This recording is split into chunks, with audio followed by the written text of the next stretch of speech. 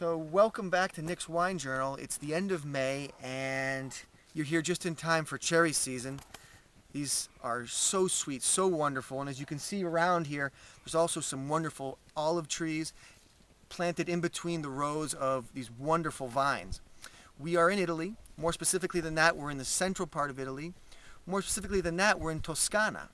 More specifically than that, we're in Brunello di Montalcino, and here today we're in a really special spot that's more specific than Brunello di Montalcino. We're in the single vineyard of Manachiara, which means bright morning sun. And as these slopes are facing south-southeast, this is where that sun rises and you get beautiful light, beautiful sun on these vines.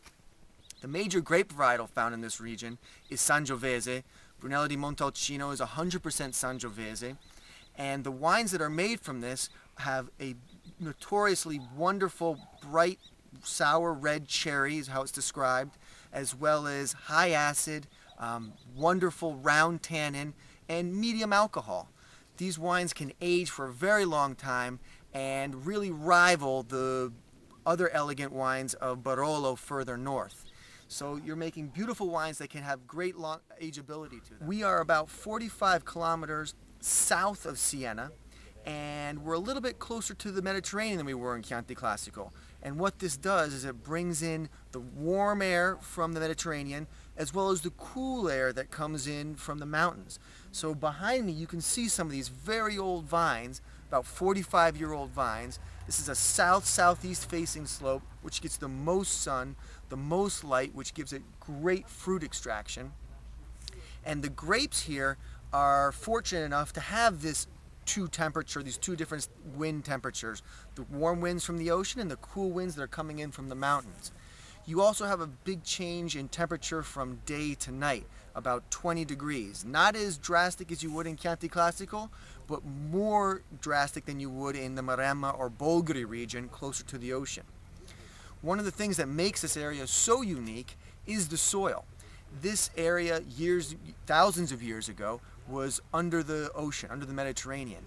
As that receded, as that ocean receded, a lot of the soil here is actually fossils from years ago, from old fish, from shells. And if you look here, let's see, if I kick the earth here, I'll see what I can find. Oh yeah, look at this. And you can see some of the shells that are here in the soil naturally. And what this does, what this soil does, is not only do you have these old fossils, but you also have sandy soil that just is very, very dry and just crumbles to the touch. You also have some clay as well as some limestone. And what that does is it creates a situation here where the sand and the soil is not very fertile.